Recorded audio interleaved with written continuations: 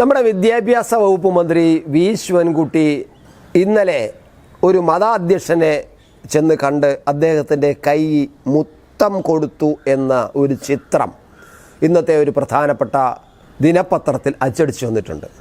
കമ്മ്യൂണിസ്റ്റുകാരനായ V Sivankutty ഒരു മതപുരോഹിതനെ, Christian മതപുരോഹിതനെ, പ്രധാനമായിട്ടും ലത്തിൻ കത്തോലിക്ക ആർച്ച് ബിഷപ്പ് തോമസ് ജെ നെറ്റോയുടെ കൈകൾ ഇങ്ങനെ നടുകുനിച്ച് കുനിഞ്ഞു നിന്ന് അദ്ദേഹത്തിൻ്റെ കൈ വളരെ വിനീത വിധേയനായി നിന്നുകൊണ്ട് കൈ മുത്തുന്ന ഒരു ചിത്രമാണ് പുറത്തു വന്നത്. ആ ചിത്രം കാണുമ്പോൾ സാധാരണക്കാർക്ക് സാധാരണ ഒരു മതപുരോഹിതനെ മുത്തം കൊടുക്കുന്നതിൽ എന്ത് തെറ്റാണ്? ഞാനും പറയുന്നു അങ്ങനെ ചെയ്യുന്നതിൽ യാതൊരു തെറ്റുമില്ല. ഒരു ബഹുമാന സിമ്പലാണത്. പ്രത്യേകിച്ച് ക്രിസ്തു മതവിശ്വാസികളുടെ ഏറ്റവും വലിയ അവരുടെ ഇഷ്ടപ്പെട്ട അല്ലെങ്കിൽ അവരുടെ ഒരു കഷ്ടമാണത്, അവരുടെ ഒരു അനുഷ്ഠാനമാണത്. അവരുടെ മത പുരോഹിതനെ അദ്ദേഹത്തിൻ്റെ കൈ ചുംബിക്കുക എന്നുള്ളത് ഒരു അനുഷ്ഠാനം തന്നെയാണ്.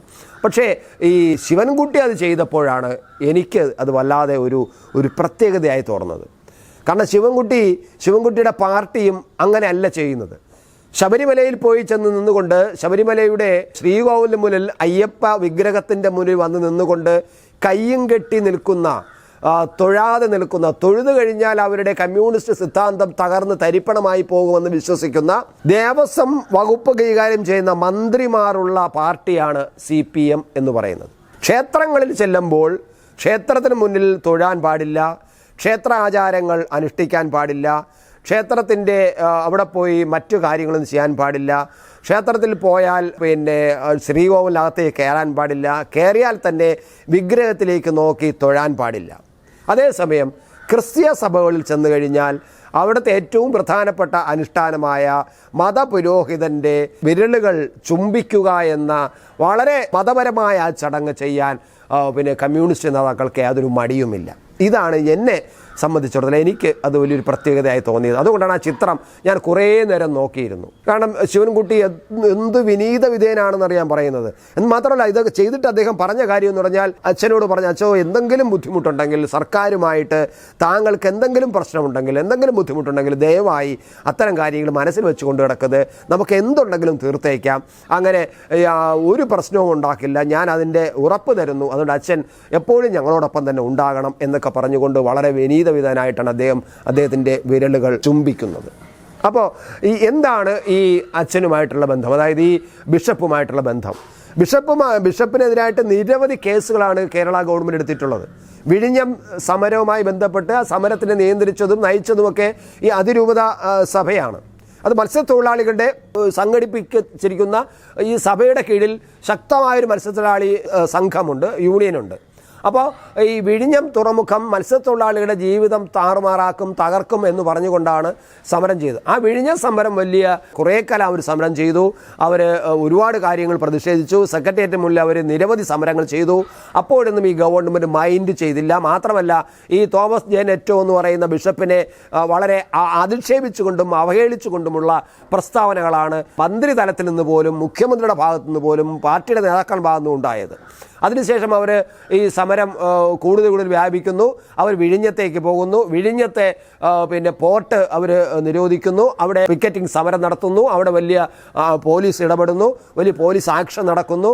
ഒരുപാട് പേർക്ക് തല്ല് കിട്ടുന്നു. അങ്ങനെ നെറ്റോയ്ക്കെതിരായിട്ട് നിരവധി കേസുകൾ എടുക്കുന്നു. മാത്രമല്ല, നെറ്റോയുടെ കൂടെയുള്ള ഈ മതപുരോഹിതന്മാരെല്ലാം ഏറ്റവും വലിയ രാജ്യദ്രോഹികളും സാമൂഹ്യ വിരുദ്ധന്മാരാണ്, സർക്കാർ വിരുദ്ധന്മാരാണ്, അവർ രാജ്യദ്രോഹികളാണെന്ന് പോലും CPM നേതാക്കളും മുഖ്യമന്ത്രി ഉൾപ്പെടെയുള്ളവർ പറയുകയും ചെയ്തു. അങ്ങനെ നിരവധി കേസുകളാണ് നെറ്റോയ്ക്കെതിരെ ഉള്ളത്, ബിഷപ്പ് നെറ്റോയ്ക്കെതിരെ ഉള്ളത്.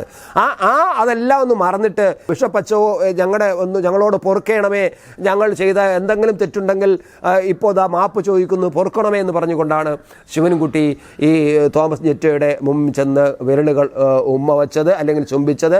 അപ്പോൾ നെറ്റോ പറഞ്ഞ്, എനിക്ക് അങ്ങനെ യാതൊരു പ്രശ്നവുമില്ല, സർക്കാരിൻ്റെ വഴിയിൽ കേസെടുക്കുന്നു, കേസെടുത്തോട്ടെ, ഞാൻ കേസുകൾ ആ രീതിയിൽ കൈകാര്യം ചെയ്യാം. പക്ഷേ ഞങ്ങൾക്ക് ഒരേ ഒരു അഭിപ്രായമാണ്, ഞങ്ങളുടെ കുറേ പാവങ്ങൾ ഗോഡൗണിൽ കിടക്കുന്നു കുറേ വർഷങ്ങളായിട്ട്.